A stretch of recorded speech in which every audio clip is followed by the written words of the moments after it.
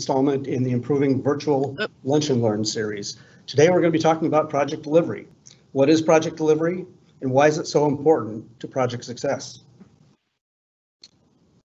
Project delivery, that's a photo of me, by the way, in my pre-COVID-19 haircut. A little background on me, your speaker for today. I've got a background in my career in software development, business analysis, and project management spanning multiple industries. I've worked in the energy utilities industry, banking, the securities industry, insurance, wealth management, and most recently, tax. So in today's talk, we're going to cover a number of topics. We'll talk about what project delivery actually is, what goes into successful project delivery, how is project success measured.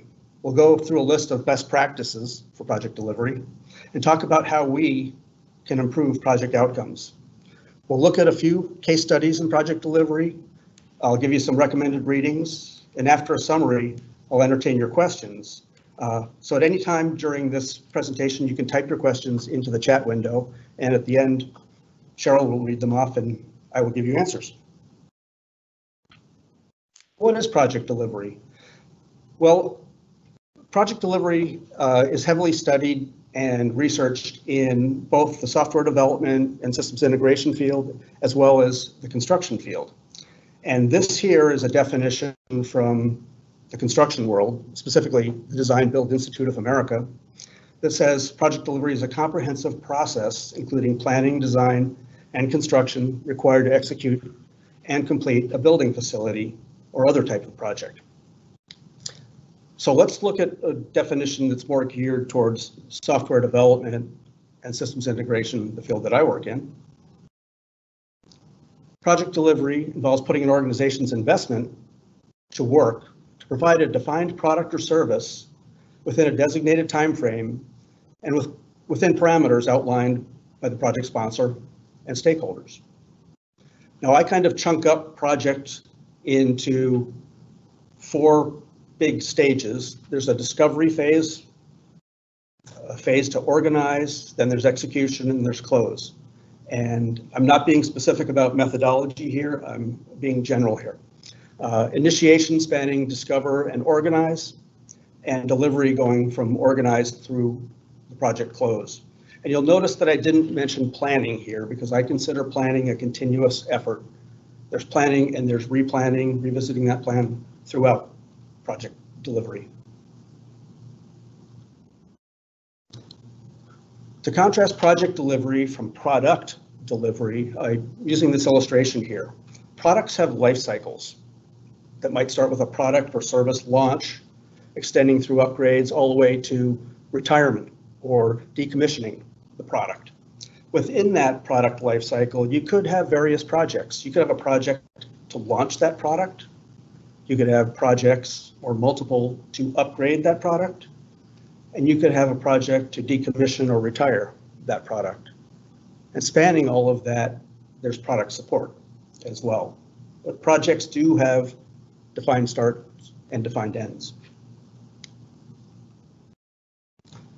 For project delivery in the software development area, there are various delivery methods from waterfall, iterative, basic, agile, scrum, even the capability maturity model, which is typically used in government. I'm not going to be very specific about the delivery method I use here, but you'll see some of the best practices and principles that I provide are really applicable to all. So what all goes into project delivery or successful project delivery, we'll say? You need a business need, a goal or an objective up front that you're working towards. A clearly defined scope. Funding. You need to assemble an effective project team for project delivery. We'll talk more about that in a bit. Continuous planning throughout the project delivery. Your original plan needs to be adjusted as you go through the course of the project. Governance. You need some rules to set by and some oversight for the project. Of course, you need execution. Trust is a key component in project delivery. Trust between project team members, trust with the stakeholders. Of course, you need communication. Ultimately, in a software development project or systems integration, you're going to need system readiness and business readiness. And throughout project delivery, it's important to track, to measure, to monitor, and adjust your course. Have that feedback loop. Because especially over a long-term project, over a year or 2 years or a 3-year project, things can change. Market can change, preferences can change, strategy can change. So it's important to be able to adjust during the course of a long project. Ultimately, you need closure, including a retrospective where you look back at the project and say, what went well for us? What didn't go well? What do we need to do differently on the next project? So how is project success measured? We're trying to improve the outcome of projects. How is it measured? Well, how people measure project success really depends on their vantage point. Different stakeholders have different views of project success. So some might say, did the project come in within budget? Was it delivered on time? Was the product or service generally free of problems? And that's a software bug there. Did the project achieve the objectives that were set out at the beginning? Did it meet the business needs? Did it add value to the business? Were customer expectations met? Did it add value for the customers? Stakeholder expectations met, and stakeholders do include customers. Did the project achieve the expected return on investment or the promised return on investment? So these are all different views of project success. If you're the manager of the call center, what's important to you might be that the product or service is generally free of problems. If you're the chief financial officer, you probably want to see the project come within budget or that it achieves the expected return on investment. So different stakeholders have different ways of measuring project success. So here's a question for you to think about. Can a project that is delivered on time, within budget, and generally defect-free still fail? Can it? And I would say yes. Let's say that you've got a lengthy project and the market does shift during that project, or customer preferences change, or regulations change, or the company or organization strategy changes. And you've got such rigid change control that you haven't incorporated these shifts, these changes, and you've held them off, that you might be missing the target then.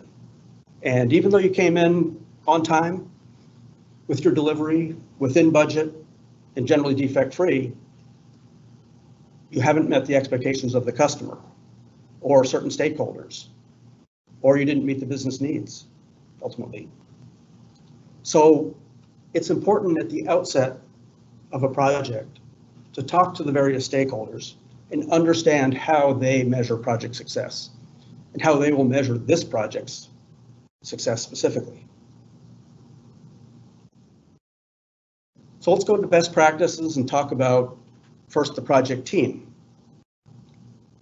It's important to put together a highly effective project team. Some things to think about. Try to keep your steering committee and your subject matter expert group as separate bodies. They've got different interests, different stakes in the project. The steering committee is looking out for the organization. They're setting direction. They're making key decisions there. Your subject matter experts are providing their business expertise or their technical expertise, and they've got a different view, a different vantage point, and a different role overall in the project. When you're building your project team, define the roles that you need filled and then fill with people. As opposed to just taking people and trying to find a spot for them, define the roles that you need on your team. And get the right people. Don't just settle for whoever is available. Go get the right people to fit those roles. And here's a quote from the Phoenix Project. I know it's a It's fiction, it's a novel, but there's a very relevant quote in this from Steve, who says, "A great team doesn't mean that they had the smartest people. What made those teams great is that everyone trusted one another." And that can be a powerful thing. So that word trust comes in here again. That's the important thing. Get the people that can work together and fill the right roles. Another important best practice when creating your project team is try to minimize the layers between the client and the project team. I'll show you what I mean here. In this illustration here, we've got software developers on the far left and our customers on the far right. In between, we've got multiple layers of communication to get requirements, to get feedback, whatever. We've got a UI designer, business analyst, user liaison, service center manager, customer service reps. And you can see that with this kind of setup, a lot can be lost in communication or lost in translation. And the software developers might not truly understand the needs of the customers at the other end, might not feel their pain. So it's important to get them closer, more collaborative effort. So the bottom illustration shows that squished together, where the software developers are working with the user liaison, the UI designer, the business analyst, who's bringing them together with the service center manager and the customer service reps. Now, even better, ideally, the software developers could have some direct contact with the customers, whether they be internal or external, but not always practical in every setting. So it's important to minimize those layers there so that people developing the software, in the case of a software development project, really understand the end customer. Another best practice is to incentivize your project team members. Now, that doesn't mean handing out cash always. There are other ways to incentivize your project team members. It could be pizza lunches, it could be through team building exercises, it could be time off, it could be through awards. But if your team can set goals for itself, delivery goals, and there's some reward for meeting that goal, that provides an incentive and everybody works together and works towards that goal. Important to effective project delivery. Another best practice is get to know your stakeholders, particularly your customers, and get to know them early in the project. Now, this photo here is an old custom called a handshake, something that used to be common before COVID-19, and now it's been replaced by the COVID-19 elbow bump. Another best practice for project teams is to establish a decision-making process. Know what decisions can be made by whom and at what level. And I'll give you an example here. A president, US president and general that we had back in the middle of the 20th century, Dwight D. Eisenhower, had a very effective decision-making process that he used both as a general and as a president. So if there was a decision to be made, an issue to be solved, he took his generals or cabinet members together and got them around the table for a debate on it. And they had a discussion for a defined length of time. And then he went around the table asking each of them to make their recommendation on what should be done or how the decision should be made and back it up with the reason why. And after he went around the table and heard everybody's input that way, then he, the president, or the general, made the decision, the ultimate decision. And it was very effective in doing that. And it was a consistent process that everybody knew how to follow. So it's important to have a process around decision making. And if you do have, let's say on a software development project, decisions that have to be bubbled up to the project sponsor or the steering committee, have a process for doing that and a process for it being presented for a decision. And once a decision is made, make sure that decision is carried out and followed.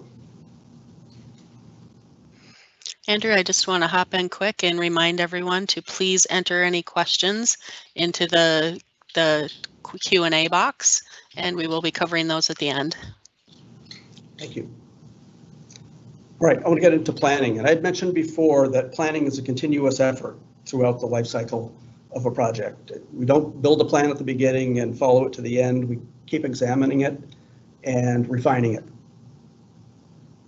But it's important that you select a methodology or a framework that fits the situation and that you stick with it throughout, and that people follow that.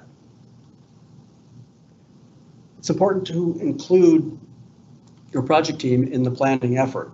This doesn't all fall on the project manager or the product manager to do the planning, or the product owner even. It's the project team that plans together. So involve the people that are going to do the work in the planning effort and in the replanning. Plan your near-term activities in detail. Those far-off activities, less granularity, because things can change. And you might know this as refinement in the Agile world. If at all possible, plan to deliver in increments or deliver continuously. Pushing your delivery all till the end has inherent risks in it, which you'll see further on in this presentation. Plan to test early and often. I mean, all the way up into requirements gathering. Test as early and as often as you can. Pushing your testing to the end before a single implementation carries a huge risk. If you have a fixed deadline and your development takes longer than planned, what suffers? Your testing phase. So integrate your testing up there with requirements and development and test as early as possible. When you're doing planning, build in reserves. Now, if any of you have your PMP certification or are working towards it, this is one of the key topics that they cover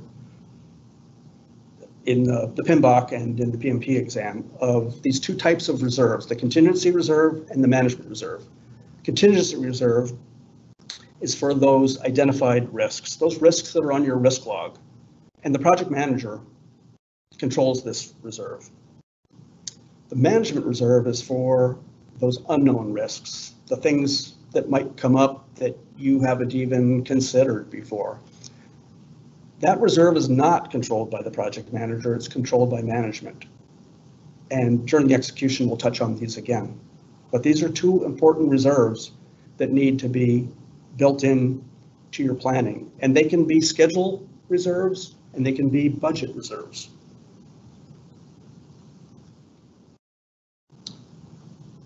Also in your planning effort, assess your technical debt. What shortcuts are you taking? What short-term decisions are you making that are going to cause you in a software development project to rewrite code a year or two in the future because you took that shortcut? So as you build up technical debt, be looking at that and managing that, understanding it. So let's talk about execution and some best practices there. It's important to establish an official repository for those project documents you've got, those deliverables. Prevent rogue copies from getting out and circulating because people could change them and alter them, and you need to know what your official project documents are, and people need to know where to find them. And speaking of documentation, minimize the superfluous documentation. Don't create documentation for the sake of creating it. Make sure there's a consumer for that documentation, somebody that's going to actually use it. Focus on maximizing delivery as opposed to just documentation. And streamline your status reporting. A few years ago, I worked on a project where I was the project manager, and 4 days of the week I had to create status reports for different audiences. And it was a lot of overhead, a lot of administration, different view needed for each group. That really needs to be streamlined. It should come right out of the work. The work should produce the status. And you need to be honest with your status reporting and truthful and transparent, but maybe not as honest as the poor fellow in the middle frame here, who says my project is a pathetic series of poorly planned near random acts. My life is a tragedy. He's a little too honest with that.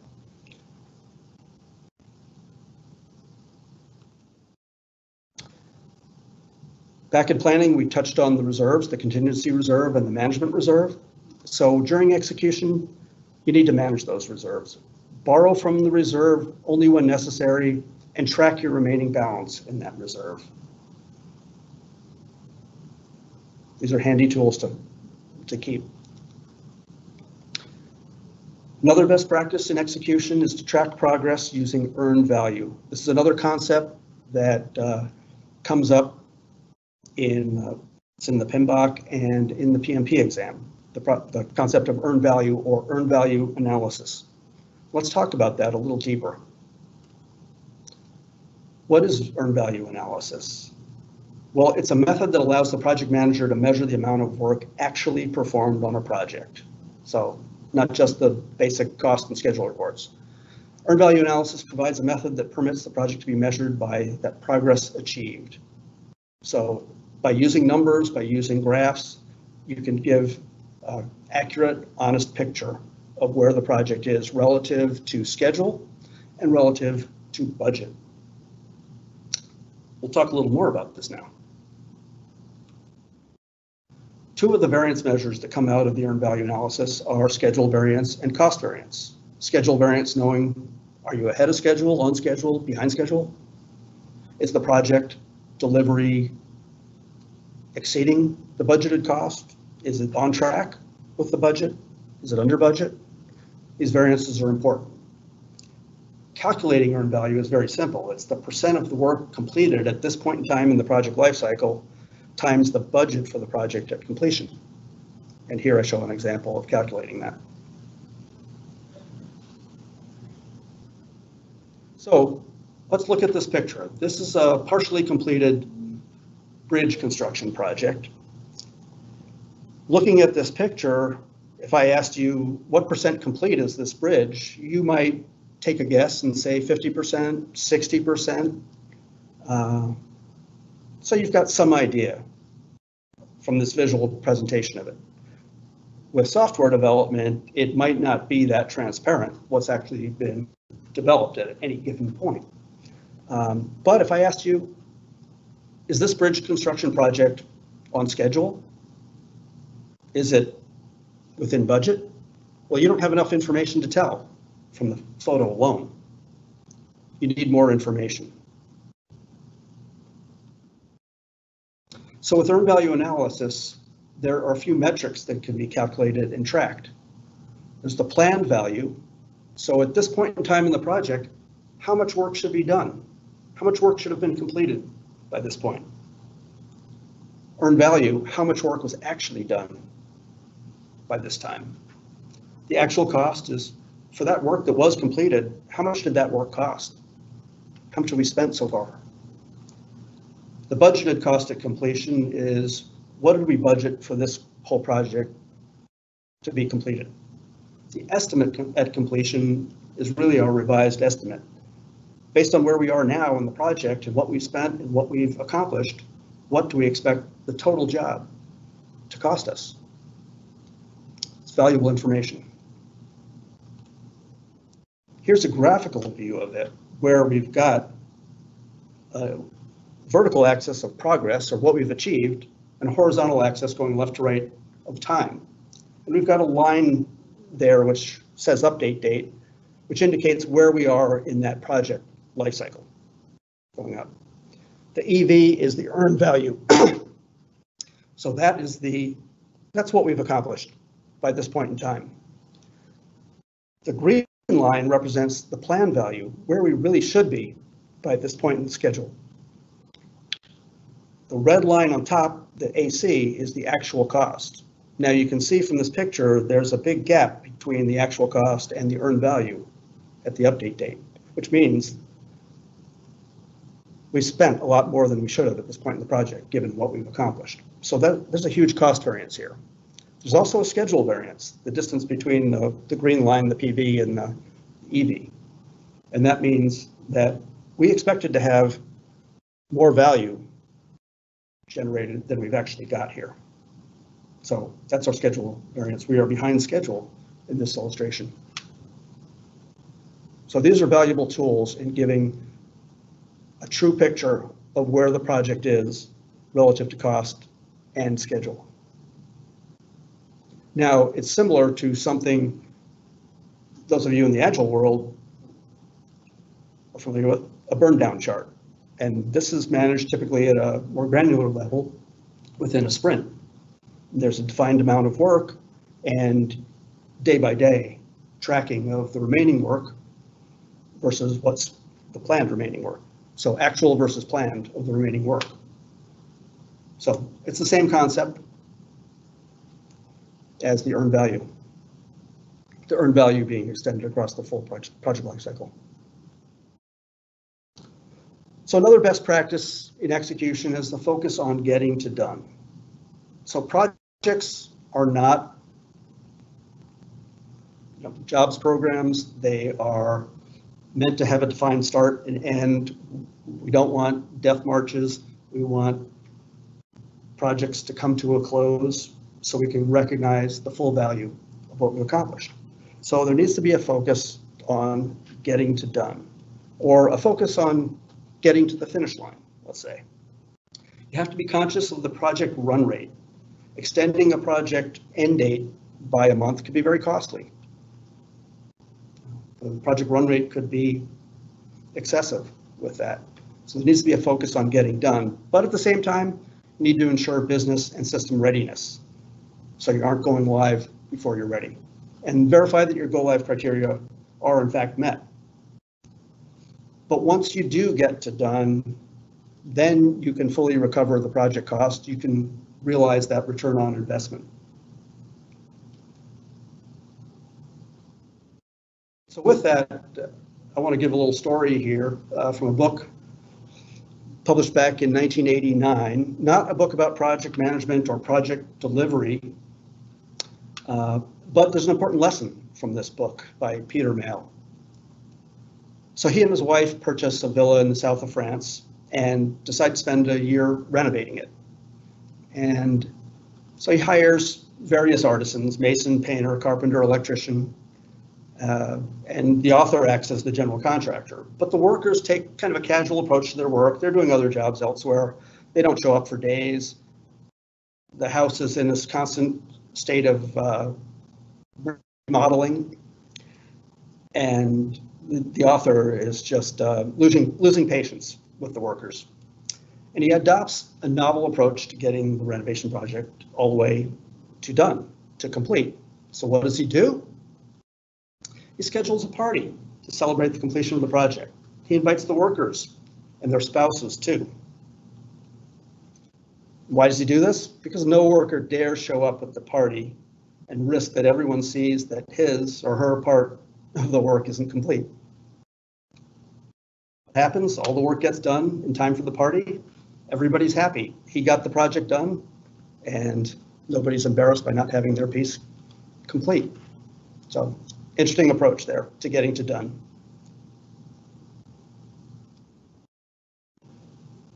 So lastly, with execution, I want to mention that with project delivery, projects and project delivery encounter obstacles. Sometimes they're big obstacles. And removing those obstacles and recovering from major blowups, having the project team recover from them as a whole is key to successful project delivery. Not all projects go really smoothly, and the real test is, can you recover from the challenges that you face, challenges that come up. So with this, I'd like to go through a few case studies in project delivery, a couple success stories, and a couple epic fails. And here we're going to talk a few from the construction area, because there are a lot of lessons that those of us in software development and systems integration can learn from the construction field when it comes to successful or not so successful project delivery.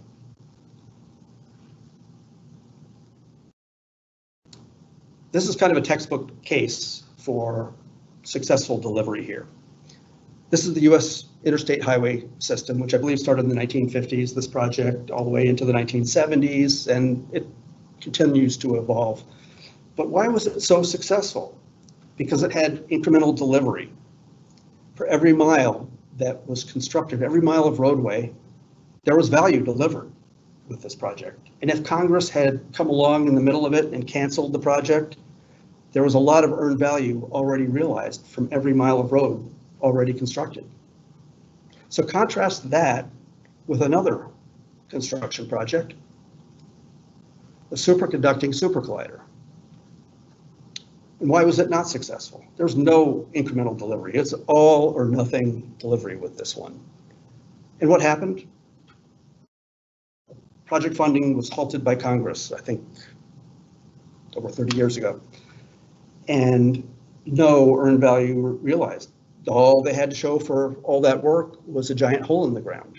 Now, not every project can be structured in a way that is incremental delivery, but this project seen as a large failure because nothing of value really was achieved from it. Let's look at another successful case study. In 2007, there was an interstate highway bridge that collapsed in Minneapolis, Minnesota, and there was a project following that to rebuild the bridge. And it was a very successful project. That's the picture of the new bridge. And why was that project so successful? First of all, there are very clear requirements for what needed to be constructed. The Department of Transportation followed a very rigorous RFP process with bidders and a rigorous process for scoring and evaluating those requests for proposal. And you remember I mentioned incentives earlier. An aggressive construction schedule was met using incentives. In fact, for the builder of the bridge, an incentive was provided if they could beat the target date by a certain amount, and they did. They met it, and the bridge opened early. Let's talk about another fail. This one is in software development. From 2013, the Healthcaregov debacle. And why was it not successful? Some reasons are lack of transparency to what was going on in the project, insufficient governance. There was no incremental delivery with this. There was a date that was decided and mandated by the Affordable Care Act, and they had to work towards a launch on that date. And the system really wasn't ready. There was a lack of relevant experience, a lack of leadership, and there was schedule pressure.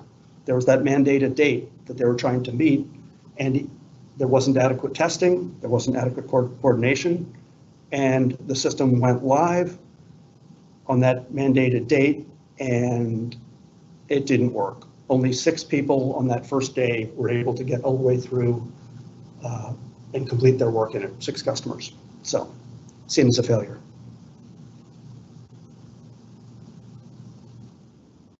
So, some recommended readings for you, and these aren't necessarily project management texts for you, but they do provide some good lessons and some good insight. One of them is Failure is Not an Option by Gene Kranz. He was a mission control director at NASA through the Mercury, Gemini, and Apollo programs, and he's a terrific speaker, and this is a really insightful book about working inside a very large project or program and how important it is for effective delivery here. Another one, this one being fiction, is the Phoenix Project, which is not directly about project management. It's about IT and DevOps, but still there's some insightful lessons to learn from this one as well, and it's a good read. So those are 2 recommendations from me. So in summary here, projects do require planning, and that is continuous planning. Delivery requires execution. With a project team and with delivery, to have effective delivery, you've got to build trust across stakeholders. And you've got to maintain that trust. You've got to stick to your methodology. You've got to look for ways to add value, whether that's business value or adding value to the customer. Whenever possible, deliver in increments, work the details, and focus on getting to the finish line. So with that, we'll see if we've got any questions from the chat session. Yep, and just to remind everyone, please put questions into the chat or Q&A box on your screen. But to start off with, we have a question of, can you define, or when you're talking about defining the roles and then filling it with people, How have you worked through that with management who's used to doing it the other way around? It's been a challenge. I've experienced projects where we're given just whoever's available and find out that these are some discarded resources that nobody else wants on a project. And basically it means coming back to management and outlining the risks to them. Now, sometimes we accommodate a resource that isn't perfect for a role because they need to train that resource in something we're doing on the project, or they will assume a role after the project in supporting of it. But working with management, what I've tried to do is to be a little proactive in saying, we need somebody with this skills, this experience to fill this role. And if they're offering something different, really explaining the risk of going with that and negotiating that way. But it comes down to the challenges that it presents and what the risks and consequences would be of not taking the right resource or not filling the role with the right resource. Great. One other question is, tell us more about what you've used for team incentives. Okay. First, I'm going to give an example for earlier in my career where I was one of the project managers, and we were working on a large project for which the outcome was going to be advertised on television, and the business owner actually purchased commercial time at a certain date, and we had to work towards that date for a launch. We had to be ready. And the project team went back and said, to do this, this is going to require a significant amount of overtime to meet. And what we ended up negotiating was overtime bonuses. We'll meet that date if you pay these bonuses to the people that work the overtime. And they tracked the overtime and they paid the bonuses to the people that worked that overtime so we could meet that date. And it was a very effective motivator for the project team. So that's an example where I was a participant in it. Okay. One question of mine is, you were talking about reserves, so I'm not a PMP. Can you explain a little bit more about what you meant when you were talking about reserves? Okay, yeah, there were two types of reserves there, a contingency reserve and a management reserve. So let's take the project manager that manages the contingency reserve. They might budget out the project and say, the project is estimated to cost this much. I am going to add a percentage to the budget when I make my budget request to cover contingencies, because I know of some risks we were facing, that we might have to purchase more servers, or we might have hardware failures and have to replace hardware. We might have to, it's a long-term project, and there's a possibility over this 2-year project that we lose some resources, and we may have to pay some finder's fees to replace those resources, let's say. So let's build in some contingency there, and I might say 15% of that project budget we're going to add onto it. Or schedule-wise, we say that the plan maps out that this is going to be an 18-month project, and we are going to build in some contingency there and call it a 22-month project or a 24-month project. And then let's say it's 24 months. We've got a 6-month reserve there that as we experience delays in the project, we can eat into. So externally, we're saying this project is going to deliver in 24 months. Internally, we're working towards 18 months, but as we experience delays, we use up some of that 6-month contingency. So that's from the project manager perspective. From the management perspective, they could tack on to your overall schedule or budget that includes the contingency reserve and say there could be unexpected things that come up, natural disasters or whatever. We're going to build some reserve on top of that, and management then tacks that on. Okay, great. So if anyone else has any other questions, please type them into the Q&A or chat box right away.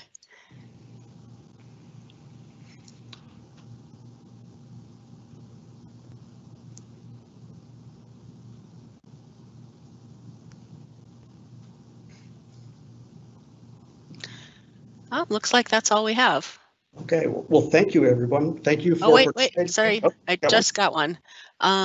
Is the type of delivery process dependent mainly on customer expectations or also on resource constraints? And then how do you balance this?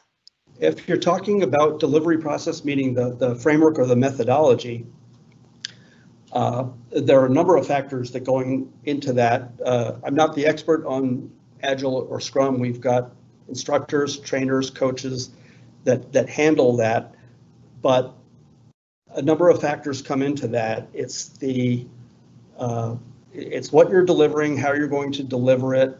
It might be the type of product or service that you're delivering with that. There are certainly benefits to each one of the types of delivery methods. You probably don't want to base it solely on what your team has experience in, because there are training opportunities for people to advance into different methodologies and frameworks, and a number of factors come into that. Your schedule might come into that. The type of stakeholders that you have to come into it. Things are generally moving away from that waterfall type of methodology towards the more agile and Scrum-like ones.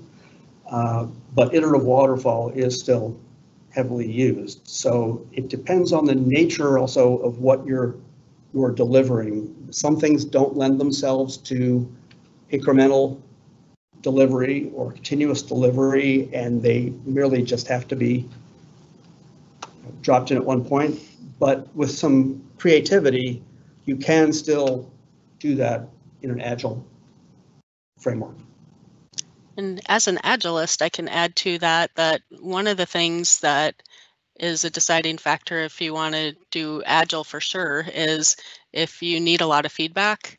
So if you're making something and you don't really know what the end result is going to be, and you want to make a little bit and get feedback right away, and then add to that and get feedback right away, that works really well with an Agile style. So a little bit more complex or chaotic is when you'd want to pick Agile for sure. If you know exactly what you need to make, if it was predetermined, government regulation, this is exactly what you need to do, then certainly waterfall works great for that. Yeah, and I've worked on a number of regulatory mandated projects where there isn't flexibility or room for creativity. Yep. Thanks for adding that. Yeah, any other questions, anyone?